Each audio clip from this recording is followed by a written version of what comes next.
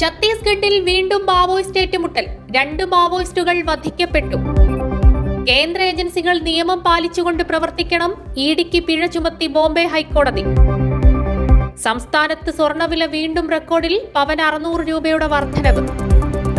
ആദിവാസികളുടെ അവകാശങ്ങൾ നടപ്പിലാക്കാനുള്ള നിയമങ്ങളിൽ ഉദ്യോഗസ്ഥർ വെള്ളം ചേർക്കരുതെന്ന് മന്ത്രി AK ശശീന്ദ്രൻ. കാന്തപുരം പറഞ്ഞത് അദ്ദേഹത്തിന്റെ വിശ്വാസം, നമ്മുടെ വിശ്വാസം അതല്ലെന്ന് തോമസ് ഐസക്. കൊല്ലം അഞ്ചലിൽ 9 വയസ്സുകാരനെ ജനലിൽ കെട്ടിയിട്ട് പീഡിപ്പിക്കാൻ ശ്രമം. യുവാവ് പിടിയിൽ.